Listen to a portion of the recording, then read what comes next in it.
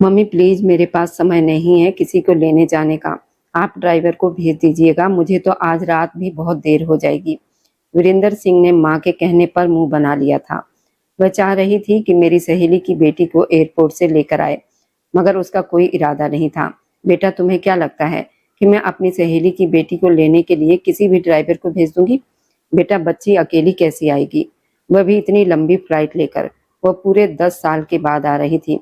अमित शर्मा और ज्योति शर्मा तो 2 महीने बाद आएंगे, मगर तब तक चांदनी हमारे साथ हमारे घर में रहेगी। मैं उसे अकेले उसके घर में भी नहीं रहने दूंगी। माँ की बात सुनकर वीरेंद्र सिंह का गुस्सा और बढ़ गया था। उसे अपने घर में किसी की दखल पसंद नहीं थी। उसकी छोटी सी फैमिली थी, मगर घर बहुत बड़ा था।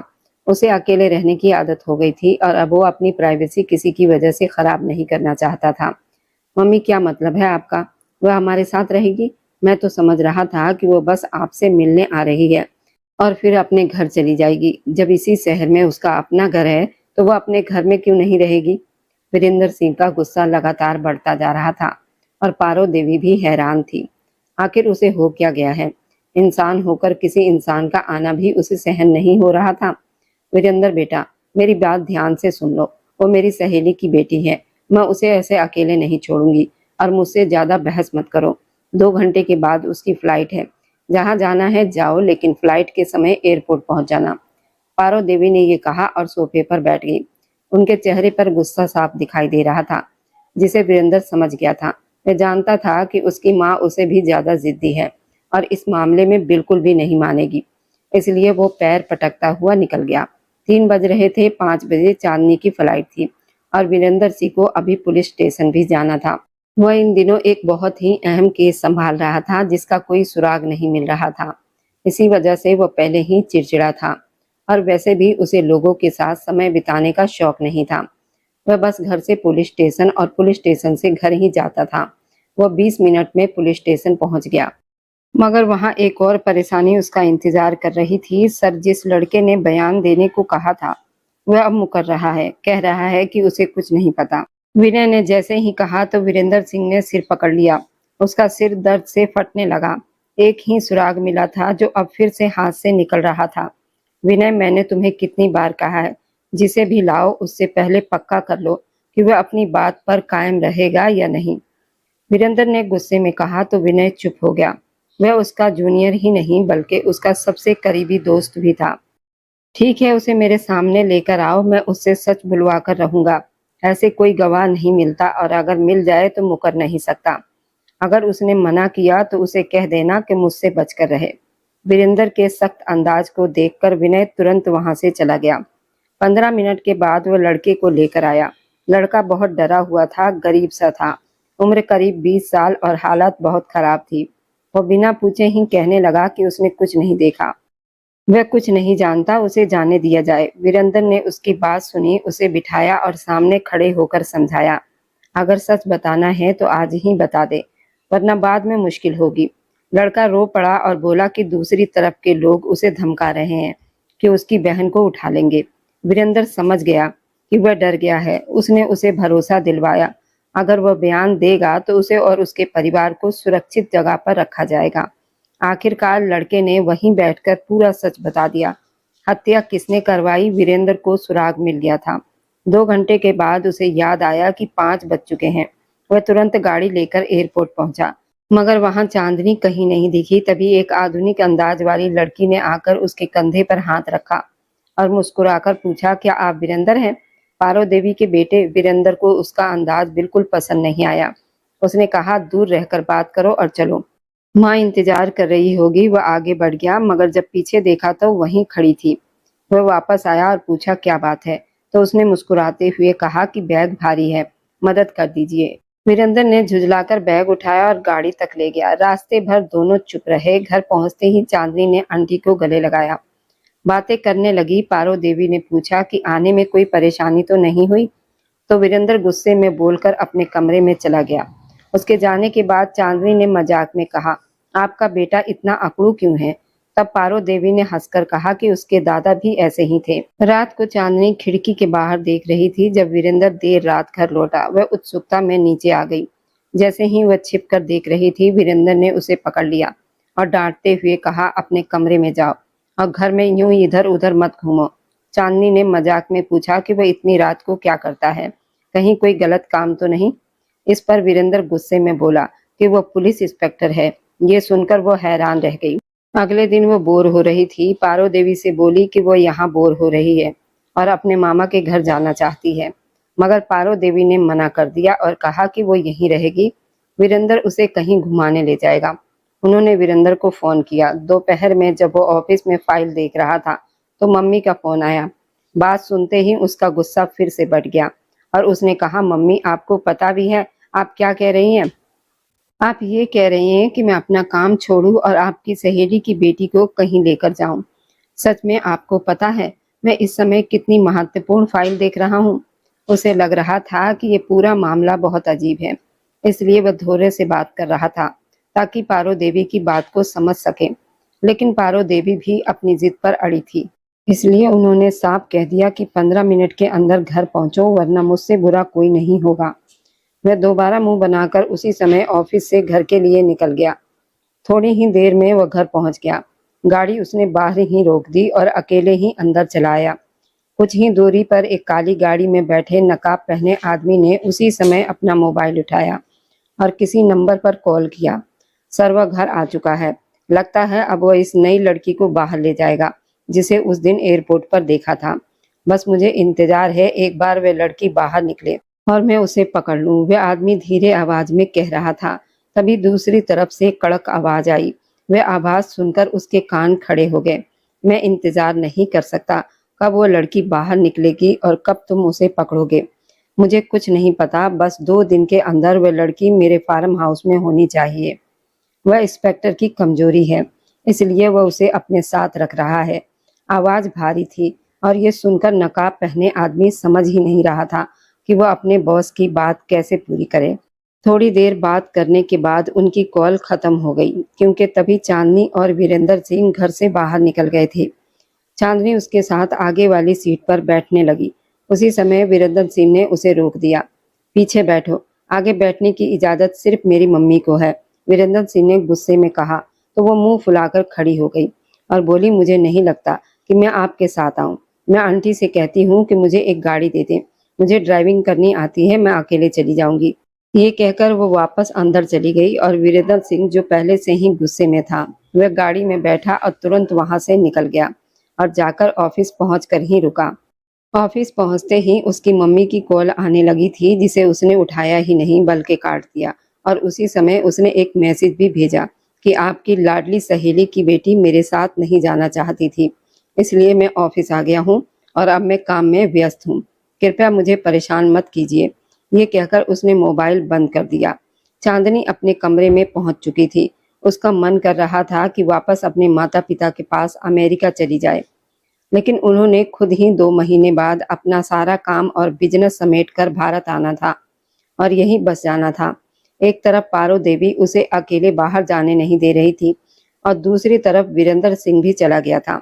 वह अभी कमरे में ही थी कि तभी पारो देवी गाड़ी की चाबी लेकर आई और बोली, चांदनी सच सच बताओ, तुम्हें कार चलानी आती है ना?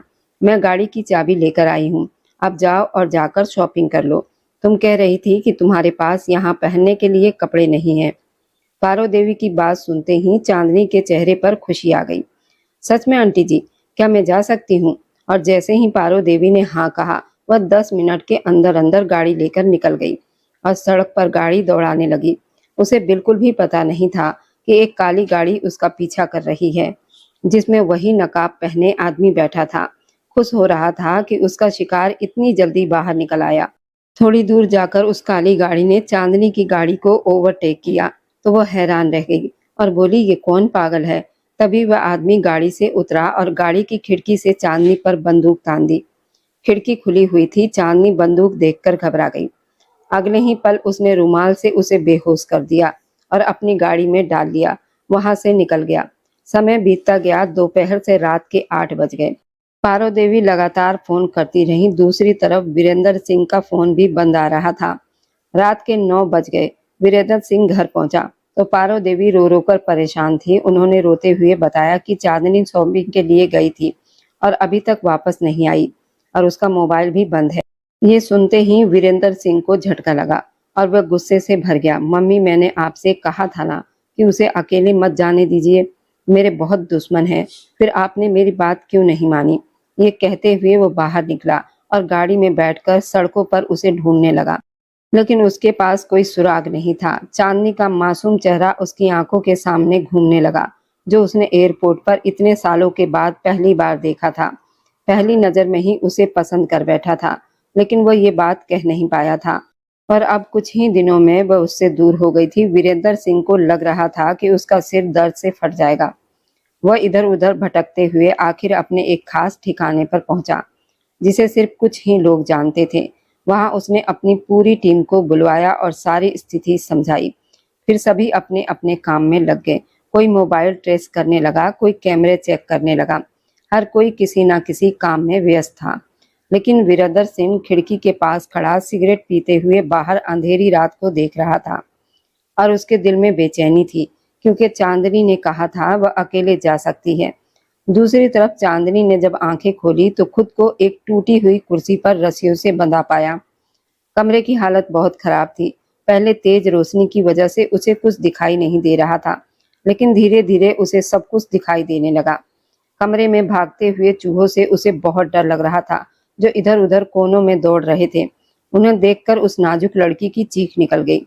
उसकी चीख सुनकर दरवाजे पर खड़ा आदमी अंदर आया और उसका गला पकड़ लिया।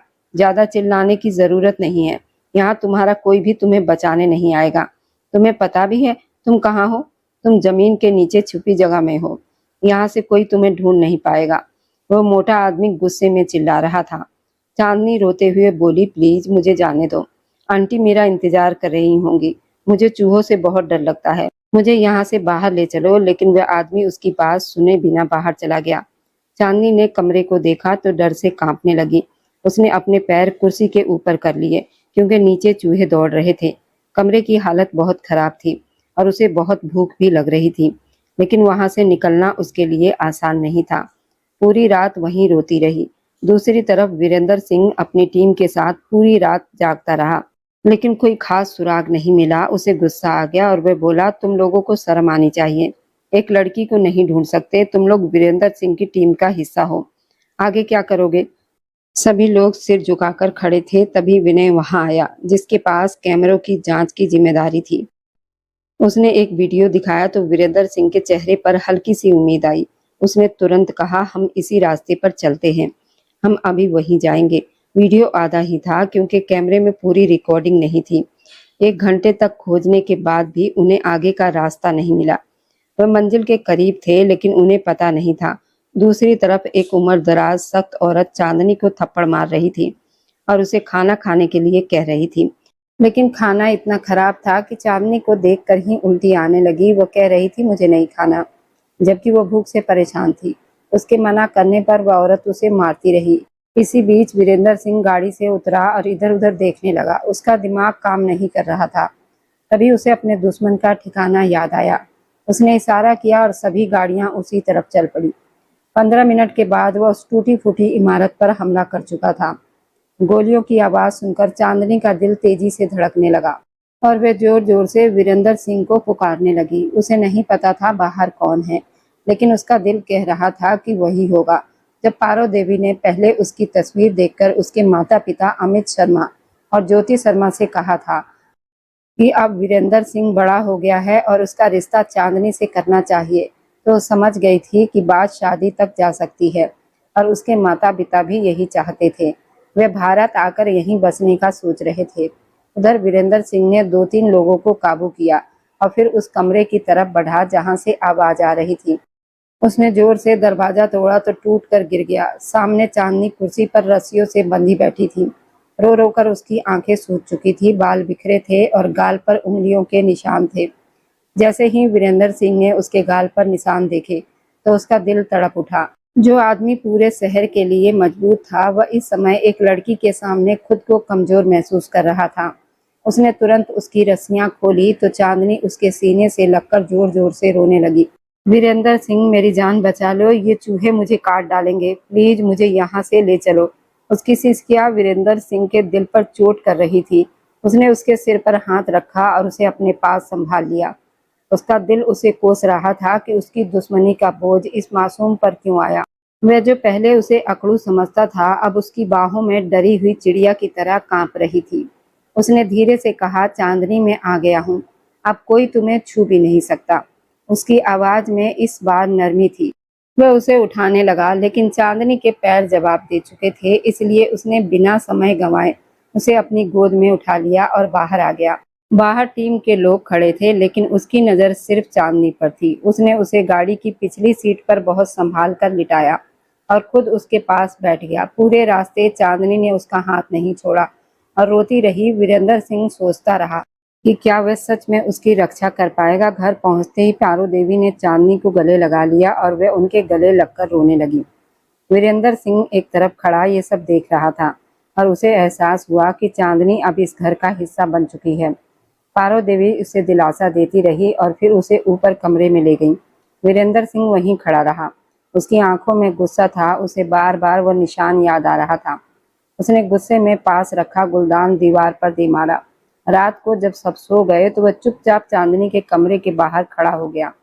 अंदर नहीं गया, बस दरवाजे से उसे देखता रहा। वह सो रही थी, लेकिन नींद में भी डर से कांप रही थी। वह दीवार से टिककर सोचने लगा कि कल जब वो उठेगी क्या पहले जैसी होगी या फिर डर उसके अंदर हमेशा रहेगा। अगली शाम जब चांदनी थोड़ी संभली तो वो खिड़की के पास खड़ी बाहर देख रही थी, जहां वीरेंद्र सिंह अपनी वर्दी में किसी से सख्त आवाज में बात कर रहा था। उसके चेहरे की सख्ती बता रही थी कि वह अब भी अपराधियों के पीछे है। पारो देवी सिर दर्द के कारण अपने कमरे में आराम कर रही थी और घर में शांति थी। वीरेंद्र सिंह जैसे ही अंदर आया, उसकी नजर चांदनी पर पड़ी। वह पीले रंग के ढीले कपड़ों में बहुत कमजोर लग रही थी। वह धीरे धीरे उसके पास आया और पीछे खड़ा हो गया। चांदनी को उसकी मौजूदगी का एहसास हुआ तो वो मुड़ी। उसका चेहरा इतना पास था कि उसकी सांसों की गर्मी महसूस हो रही थी। उसने धीमी आवाज में पूछा, अब कैसी तबीयत है तुम्हारी? चांदनी ने नजरें झुका ली और कहा, मैं ठीक हूँ। वीरेंद्र सिंह को उसका ये बदला हुआ रूप अच्छा नहीं लगा। उसने कहा, मैंने पहले भी कहा था कि इस शहर में मेरे बहुत दुश्मन हैं और अब मैं तुम्हें कह रहा हूँ कि आज के बाद तुम इस घर से बाहर नहीं जाओगी जब तक मैं साथ ना रहूं। उसने उसका हाथ पकड़कर अपनी तरफ घुमाया तो चांदनी को गुस्सा आ गया। उसने हाथ छुड़ाने की कोशिश की, लेकिन उसकी पकड़ मजबूत थी। वो बोली, आप होते कौन है मुझे रोकने वाले? मेरा आपसे क्या रिश्ता है? मैं कोई कैदी नहीं हूँ। मैं अपनी मर्जी से बाहर जाऊंगी। आप मुझे डरा रहे हैं। उसने उसकी आंखों में देखकर कहा तो वीरेंद्र सिंह ने उसे दीवार से लगा दिया। अब दोनों के बीच बहुत कम दूरी रह गई थी। एक हाथ दीवार पर और दूसरा उसकी कलाई पर था। उसका गुस्सा अब जुनून में बन रहा था। उसने कहा, रिश्ता पूछ रही हो? जिस दिन तुम्हें उठाया गया था उस दिन मेरी जो हालत थी वही मेरा रिश्ता है तुमसे। अगर तुम्हें लगता है कि मैं तुम्हें फिर खतरे में जाने दूंगा तो ये तुम्हारी गलती है। उसकी आवाज भारी हो गई थी और वह इतना करीब था कि चांदनी उसकी धड़कन महसूस कर सकती थी। चांदनी जो अभी गुस्से में थी अब चुप हो गई। उसे पहली बार उसकी आंखों में अपने लिए सच्ची चिंता दिखी। कुछ पल दोनों ऐसे ही खड़े रहे। फिर चांदनी को लगा कि वो ज्यादा बोल गई। उसने धीरे से उसे हटाया और अपने कमरे में चली गई। वीरेंद्र सिंह वहीं खड़ा रह गया और सोचता रहा कि वह उसके सामने इतना कमजोर क्यों हो जाता है। रात को चांदनी को तेज बुखार हो गया। वह नींद में भी डर रही थी, जैसे कोई उसे फिर से पकड़ ले जाएगा। वीरेंद्र सिंह जो पूरे शहर की सुरक्षा करता था, इस समय खुद परेशान था। सुबह होते ही पारो देवी ने बताया कि चांदनी की हालत ठीक नहीं है, तो उसने तुरंत डॉक्टर को बुलवा लिया। डॉक्टर ने जांच करने के बाद वीरेंद्र सिंह को बाहर बुलाकर धीरे से कहा कि लड़की शारीरिक रूप से तो बिल्कुल ठीक है, मगर मानसिक रूप से बहुत ज्यादा सदमे में है। इसे अकेला मत छोड़िए और इसे खुश रखने की कोशिश कीजिए, क्योंकि डर इसके दिल में बैठ गया है। डॉक्टर के जाने के बाद वीरेंद्र सिंह चुपचाप चांदनी के कमरे में गया। वो बिस्तर पर सो रही थी। बुखार की गर्मी से उसका चेहरा गुलाबी हो रहा था। क्यों भाई, कल तो बड़ी बहादुर बन रही थी कि मैं तो बाहर जाऊंगी, अब क्या हुआ? वीरेंद्र सिंह ने उसके पास कुर्सी खींचकर बैठते हुए हल्के मजाक भरे लेकिन नरम अंदाज में कहा तो चांदनी ने मुश्किल से आंखें खोली और उसे देखा, जो अपनी पुलिस की वर्दी में बहुत अलग लग रहा था। अभी तो कह रही थी कि मैं नहीं डरती, अब एक चूहे का नाम सुनकर भी कांप जाती हो। वीरेंद्र सिंह ने फिर छेड़ा तो चांदनी ने कमजोरी के बावजूद तकिया उठाकर उसे मारने की कोशिश की। बोली, बस बहुत हो गया इंस्पेक्टर साहब, मेरी तबीयत ठीक नहीं है, वरना मैं आपको दिखाती। वह मुंह बनाकर बोली तो वीरेंद्र सिंह के चेहरे पर हल्की सी मुस्कान आ गई। फिर वह उठा और उसके माथे पर हाथ रखकर बुखार देखने लगा। वह पल बहुत करीब था। चांदनी की सांसें जैसे रुक गई। वीरेंद्र सिंह स्पर्श में एक अजीब सी गर्माहट थी जिसने उसके अंदर के डर को थोड़ा कम कर दिया। दोनों कुछ पल एक दूसरे को देखते रहे। फिर वीरेंद्र सिंह तुरंत पीछे हट गया, जैसे उसे एहसास हो गया हो कि वो सीमा पार कर रहा है। अगले दिन चांदनी की तबीयत थोड़ी ठीक थी और उसका शरारती स्वभाव फिर से जाग गया था। वीरेंद्र सिंह सुबह जल्दी अपनी वर्दी पहनकर तैयार था, मगर उसे अपने लॉकर की चाबी नहीं मिल रही थी जिसमें जरूरी फाइलें थीं। वह गुस्से में पूरे घर में ढूंढता रहा और आखिर में उसे शक हुआ चांदनी के अलावा कोई और नहीं कर सकता। वह सीधे उसके कमरे में गया और बोला, मेरी लॉकर की चाबी कहाँ है चांदनी? उसने मेज पर हाथ मारते हुए पूछा। तो चांदनी ने मासूम बनकर कहा, मुझे क्या पता आपकी चाबी कहाँ है, क्या मैं चोर हूँ? वीरेंद्र सिंह झुककर उसकी आंखों में देखने लगा। दोनों के बीच दूरी बहुत कम थी और उसकी खुशबू साफ महसूस हो रही थी। उसने कहा, झूठ मत बोलो, तुमने ही ली है। अभी वापस करो वरना तुम्हें थाने ले जाकर बंद कर दूंगा। चांदनी मुस्कुराई और बोली, अगर आपको लगता है कि मैं सिर्फ चाबी ही चुरा सकती हूँ तो इंस्पेक्टर साहब, आपकी समझ को थोड़ी ट्रेनिंग की जरूरत है, क्योंकि मैंने अभी अभी आपकी जेब से आपका वायरलेस भी निकाल लिया है। उसने हाथ में वायरलेस दिखाया तो वीरेंद्र सिंह चौंक गया और बोला, तुम्हारी ये हिम्मत कि एक पुलिस ऑफिसर की चीजें चुरा लो? तुम्हें अंदाजा नहीं है मैं कौन हूँ? उसने गुस्से और हैरानी में उसकी कलाई पकड़ ली। चांदनी ने कलाई छुड़ाने की कोशिश नहीं की, बल्कि उसके कॉलर को पकड़कर उसे और करीब खींच लिया और मुस्कुराकर बोली, मैं कोई आम चोर नहीं हूँ, मैं सिर्फ बड़े घरों में चोरी करती हूँ, सिर्फ अमीर लोगों के यहाँ। बहुत चलती है तुम्हारी जुबान, मैं इसे बंद कर दूंगा, वीरेंद्र सिंह ने गुस्से में कहा और उसका चेहरा अपने करीब कर लिया। दोनों इतने करीब थे कि दिल की धड़कनें महसूस हो रही थी। उसकी पकड़ मजबूत थी लेकिन आंखों में गुस्से की जगह कुछ और था। चांदनी की शरारत धीरे धीरे कम हो गई और दोनों कुछ पल चुप खड़े रहे। फिर वीरेंद्र सिंह खुद को संभालते हुए वहां से चला गया, क्योंकि उसे लगा कि अगर रुका तो खुद पर काबू नहीं रख पाएगा।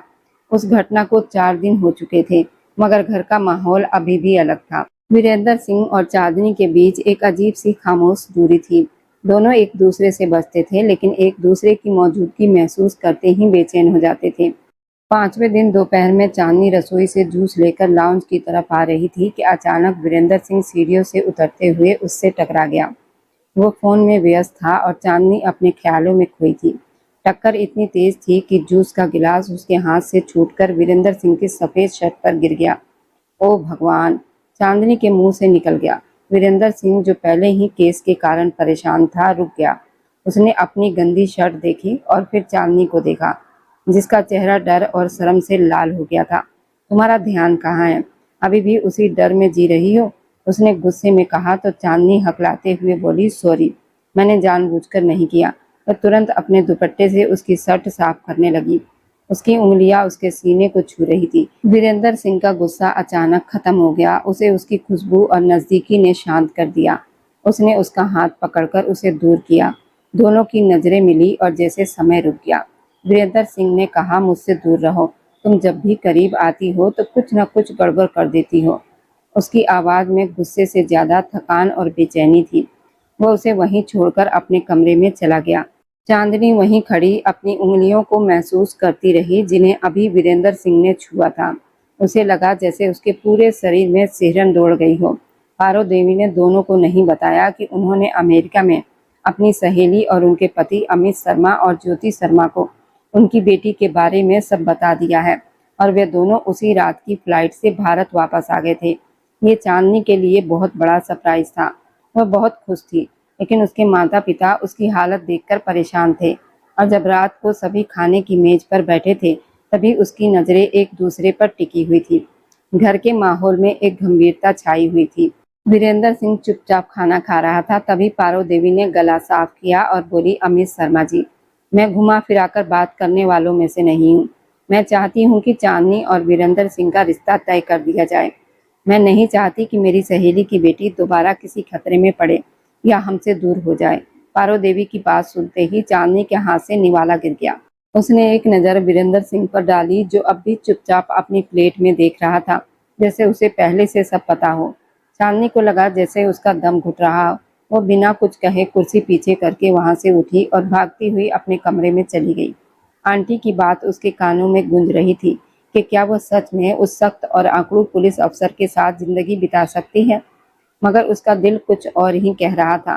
वह तकिए में मुंह छुपाकर लेट गई, लेकिन उसकी बंद आंखों के सामने वीरेंद्र सिंह का वही गंभीर चेहरा आ रहा था जब उसने पहली बार उसे अपनी बाहों में उठाया था। दूसरी तरफ वीरेंद्र सिंह खाने की मेज पर अकेला रह गया था। उसका दिमाग उसे समझा रहा था कि वो एक ऐसा इंसान है जिसकी जिंदगी खतरों और अपराधियों के बीच में गुजरती है और वह इस नाजुक लड़की का साथ नहीं निभा पाएगा। मगर उसके दिल से सिर्फ एक ही आवाज आ रही थी कि जो हो रहा है होने दो। शायद यही वो सुकून है जिसकी उसे हमेशा तलाश थी। उसने गहरी सांस ली और अपनी मम्मी की तरफ देखा, जो चुपचाप उसके जवाब का इंतजार कर रही थी। मम्मी, आपको जो ठीक लगे वही कर लीजिए। वीरेंद्र सिंह के इस छोटे से जवाब से पारो देवी के चेहरे पर मुस्कान आ गई। रिश्ते की बात के बाद घर का माहौल बदल गया था। अगले 2 दिन चांदनी और वीरेंद्र सिंह एक दूसरे से बसते रहे, जैसे छुपन छुपाई खेल रहे हो। वीरेंद्र सिंह, जो पहले देर से घर आता था, अब जल्दी आने लगा। उसका मन करता था कि वह सबके साथ बैठे और एक नज़र उस चंचल लड़की को देख ले जिसने उसके सख्त दिल में जगह बना ली थी। मगर चांदनी का हाल भी कुछ ऐसा ही था। जैसे उसे वीरेंद्र सिंह की गाड़ी की आवाज़ सुनाई देती, वह अपने कमरे में भाग जाती। वह नहीं चाहती थी कि उसकी गहरी नजरें उसे फिर से कमजोर कर दे या उसे उस रिश्ते की याद दिलाए जिसका जिक्र आंटी ने किया था। रात के खाने पर जब वीरेंद्र सिंह बैठता तो चांदनी पहले ही खाकर सिर दर्द का बहाना बनाकर अपने कमरे में चली जाती। वीरेंद्र सिंह खाली कुर्सी को देखकर बस एक ठंडी सांस भरता। उसे पहली बार एहसास हुआ कि किसी की गैर मौजूदगी भी कितनी भारी होती है। रात के 2 बजे चांदनी अपनी बालकनी में खड़ी ठंडी हवा में अपने ख्यालों को सुलझाने की कोशिश कर रही थी। उसके बाल हवा में उड़ रहे थे और उसकी आंखों में नींद नहीं थी। वह सोच रही थी, क्या वह सच में वीरेंद्र सिंह को अपना सकती है? वह इंसान जो एक पल में उसे डांट देता है और दूसरे ही पल उसे अपनी बाहों में सुरक्षित महसूस कराता है। उसका दिल तेजी से धड़कने लगा। उसे उसका स्पर्श याद आ रहा था जो अब भी उसकी कलाई पर महसूस हो रहा था। क्या मैं उसके साथ जिंदगी बिता पाऊंगी? क्या मैं उसकी खतरनाक जिंदगी का सामना कर पाऊंगी? उसने खुद से पूछा, मगर उसके दिल ने जवाब दिया, उसकी शक्ति के पीछे जो नरमी है वह सिर्फ उसके लिए ही है। दूसरी तरफ वीरेंद्र सिंह अपनी बालकनी में खड़ा सिगरेट पीते हुए चांदनी के कमरे की खिड़की को देख रहा था। वह सोच रहा था कि इस लड़की ने उसकी जिंदगी कैसे बदल दी। उसे उसकी शरारतें याद आ रही थी और वह सब उसे अब अच्छा लगने लगा था। उसे लगा कि अगर उसने चांदनी को अपनी जिंदगी में शामिल नहीं किया तो वह फिर से वही सख्त इंसान बन जाएगा जिसे सिर्फ कानून की समझ है, प्यार की नहीं। वह पूरी रात इसी सोच में रहा कि क्या उसे चांदनी से बात करनी चाहिए या नहीं। आखिर उसने तय कर लिया कि अब समय आ गया है कि वह अपने दिल की बात कहे। रात के सन्नाटे में वीरेंद्र सिंह धीरे से चांदनी के कमरे की तरफ गया। चांदनी बालकनी में खड़ी चांद को देख रही थी। उसे पीछे किसी के होने का एहसास हुआ तो उसने मुड़कर देखा और वीरेंद्र सिंह को अपने पास खड़ा पाया। वह हल्के रंग की टी-शर्ट और पैंट में था। चांदनी ने नजरें झुका ली और वहां से जाने लगी, लेकिन वीरेंद्र सिंह ने उसका रास्ता रोक लिया। कब तक भागोगी चांदनी? कब तक मुझसे नजरें चुराओगी? उसकी आवाज में एक सच्चाई थी। चांदनी ने मुंह फेर कर कहा, मुझे आपसे कोई बात नहीं करनी, मुझे जाने दीजिए। आपको तो अपनी प्राइवेसी बहुत पसंद है ना? उसके इस ताने से वीरेंद्र सिंह को चोट लगी। वह एक कदम और करीब आया और बोला, चांदनी, मैं जानता हूँ मैंने तुम्हारे साथ अच्छा व्यवहार नहीं किया, मगर क्या तुम नहीं जानती कि मैं ऐसा क्यों करता था? उसने उसका चेहरा अपनी तरफ किया। उसकी उंगलियों के स्पर्श से चांदनी के अंदर सिहरन दौड़ गई। उसने आंखें बंद कर ली और कहा, मुझे कुछ नहीं जानना। वीरेंद्र सिंह ने गहरी सांस ली और धीरे से कहा, मेरी जिंदगी खतरों से भरी है। मेरे बहुत दुश्मन हैं और मैं हर समय खतरे में रहता हूँ। जिस दिन तुम्हें उठाया गया था उस दिन मुझे पहली बार अपनी जिंदगी से नफरत हुई थी। उसने उसका हाथ पकड़कर अपने सीने पर रखा जहां उसका दिल तेजी से धड़क रहा था। क्या तुम मेरे जैसे इंसान के साथ जिंदगी बिता पाओगी जिसके पास देने के लिए सिर्फ खतरे हैं? क्या तुम मुझे ऐसे ही स्वीकार करोगी? उसकी आवाज में सच्चाई थी जिसे चांदनी का दिल पिघल गया। जब वीरेंद्र सिंह मुड़कर जाने लगा तो पीछे से चांदनी ने मुस्कुराते हुए कहा, इंस्पेक्टर साहब, आपको शायद पता नहीं, मैं बहुत बहादुर हूँ। मैं चूहों से डर सकती हूँ लेकिन आपके दुश्मनों से नहीं। क्योंकि मुझे पता है आप सब संभाल लेंगे। ये सुनकर वीरेंद्र सिंह के चेहरे पर चमक आ गई। वह तुरंत पलटा और उसे अपनी बाहों में भर लिया। चांदनी ने भी अपना सिर उसके सीने पर रख दिया और उसे लगा कि यही उसकी सबसे सुरक्षित जगह है। जल्दी ही दोनों की शादी का दिन आ गया। पूरा घर रोशनी से जगमगा रहा था। फूलों की खुशबू चारों तरफ फैली थी। हिंदू रीति रिवाज के अनुसार हल्दी की रस्म हुई, जिसमें चांदनी और वीरेंद्र सिंह को हल्दी लगाई गई। फिर मेहंदी की रस्म में चांदनी के हाथों में सुंदर मेहंदी सजाई गई, जिसमें वीरेंद्र सिंह का नाम छिपा था। शादी के दिन मंडप सजा, पंडित जी मंत्र पढ़े, दोनों ने 7 फेरे लिए और एक दूसरे का साथ निभाने की कसम खाई। वीरेंद्र सिंह ने चांदनी की मांग में सिंदूर भरा और मंगलसूत्र पहनाया। इस तरह दोनों का रिश्ता हमेशा के लिए बन गया और उनके जीवन का एक नया अध्याय शुरू हुआ। मगर वीरेंद्र सिंह के दिल में एक अजीब सी बेचैनी थी। वह क्रीम कलर की शेरवानी पहने सिर पर सेहरा सजाए खड़ा था, फिर भी कुछ अधूरा सा लग रहा था। उसकी आंखें बार बार सीढ़ी की तरफ उठ रही थी, जहां से चांदनी को आना था। दूसरी तरफ चांदनी लाल रंग के भारी जोड़े में किसी राजकुमारी से कम नहीं लग रही थी। उसके चेहरे पर हल्की शर्म की लाली थी और आंखों में वही पुरानी शरारत। लेकिन आज उस शरारत में एक अलग सी गरिमा भी थी। जब उसे सहारा देकर हॉल में लाया गया तो वीरेंद्र सिंह की नजरें उसी पर ठहर गई। उसे यकीन नहीं हो रहा था ये वही चांदनी है जिसने उसका वायरलेस चुराया था और आज वही उसका नाम अपने नाम करने जा रही है। शादी की रस्में शुरू हुई तो वीरेंद्र सिंह का हाथ हल्का सा कांप रहा था।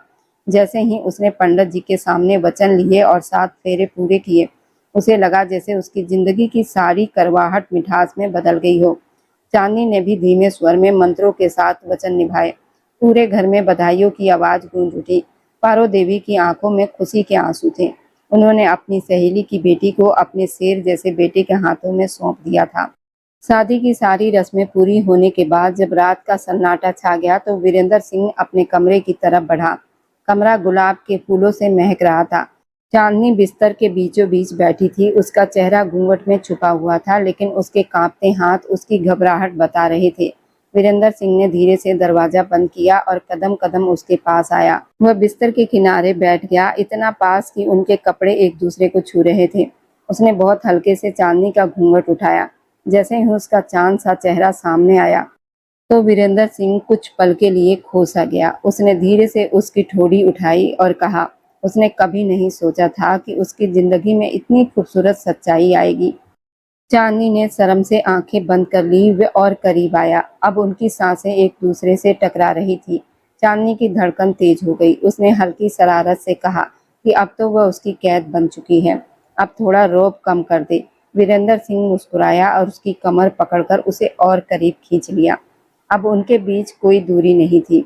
उसने कहा कि उसने उसका वायरलेस चुराया था और सजा में उसे उम्र भर के लिए अपने साथ रहने की सजा दी है। उसकी आवाज गहरी थी। उसने झुककर चांदनी के माथे को चूमा और धीरे से कहा कि अब वो सिर्फ उसकी है। चांदनी ने भी अपने हाथ उसके कंधों पर रख दिए और सिर उसके सीने पर टिका दिया। बाहर चांद पूरी चमक के साथ आसमान में था, लेकिन वीरेंद्र सिंह का चांद उसकी बाहों में था, जिसकी रोशनी उसके हर अंधेरी रात को रोशन करने के लिए काफी थी। शादी के 1 हफ्ते के बाद की सुबह थी। वीरेंद्र सिंह अपनी वर्दी में आईने के सामने खड़ा अपनी बेल्ट ठीक कर रहा था। उसके चेहरे पर वही शक्ति थी, लेकिन आंखों में अब एक नई चमक थी। चांदनी धीरे से कमरे में आई। उसके हाथ में कॉफी का मग था। बालों की एक लट उसके चेहरे पर गिरी हुई थी। उसने मजाक में कहा, कॉफी पी लो वरना थाने जाकर किसी पर गुस्सा निकालोगे। वीरेंद्र सिंह आईने में उसका अक्स देखकर मुस्कुराया और अचानक उसे कमर से पकड़कर अपने करीब खींच लिया। चांदनी का माथा उसकी वर्दी के बटन से टकराया और वह चुप हो गई। उसने धीरे से पूछा, क्या उसे सच में वो गुस्से वाला लगता है? चांदनी ने उसकी आंखों में देखकर कहा कि वह सिर्फ गुस्से वाला नहीं, बल्कि ऐसा शिकारी है जिसके जाल से कोई बिना इजाजत के नहीं निकल सकता। वीरेंद्र सिंह हंस पड़ा और उसका माथा अपने माथे से लगा दिया। उसने कहा कि अब वो परिंदा उसके दिल में कैद है और उसे उड़ने के लिए सिर्फ प्यार की जरूरत है। उसकी आवाज में ऐसी मिठास थी जिसने चांदनी को पूरी तरह अपने वश में कर लिया।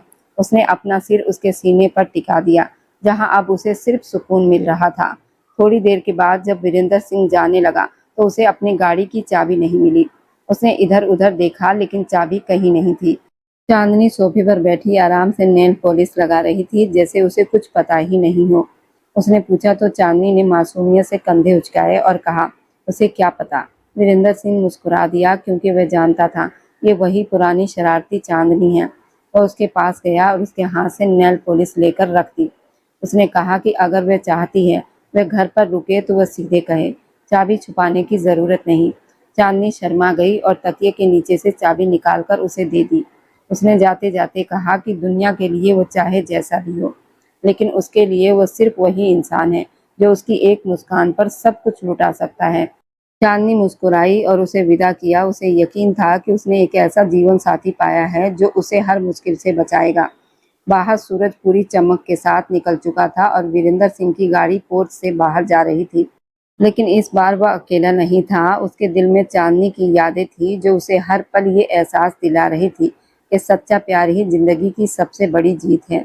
अगर आज की कहानी ने आपके दिल के किसी कोने को छू लिया हो, तो आगे आने वाली रोमांच से भरी दिलचस्प कहानी के सफर में मेरे साथ बने रहने के लिए मेरे चैनल को लाइक और सब्सक्राइब करते जाएं।